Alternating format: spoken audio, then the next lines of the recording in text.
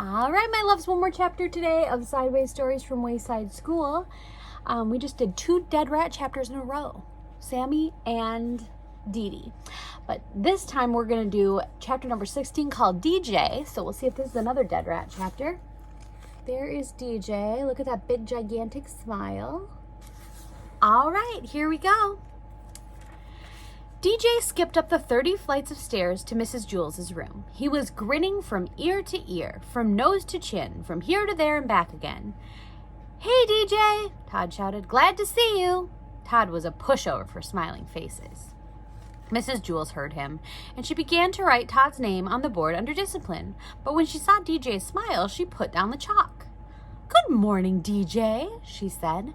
"What are you so happy about?" DJ grinned and shrugged his shoulders. Mrs. Jules smiled.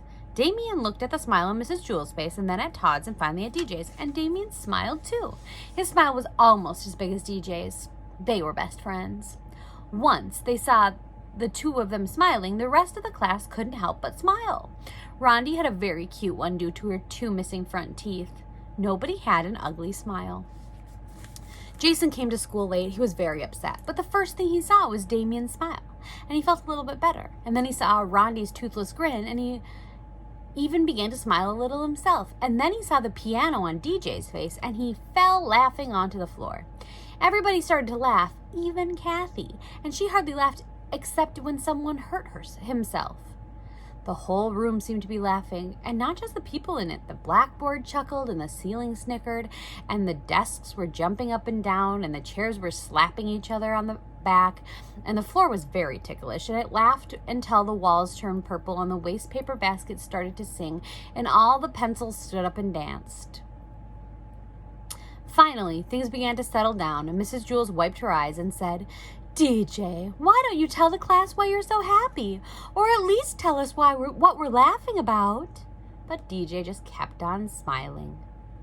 "Come on, DJ," said Dee Dee. "Tell us." But DJ didn't say a word. He couldn't. His mouth was stretched out of shape.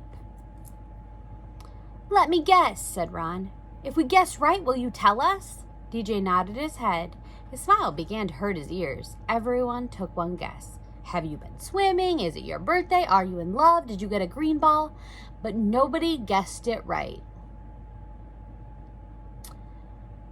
At recess, DJ was still smiling. Louis, the yard teacher, called, "Hey, DJ, come here."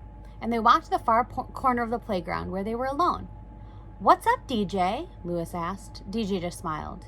"Come on, DJ, you can tell me. Why are you so happy?" DJ looked at him and he said, "You need a reason to be sad. You don't need a reason to be happy." And that's the end of that chapter. So it wasn't about dead rats. It was just about being happy. And when you guys smile, it makes me happy too. And I love you very much.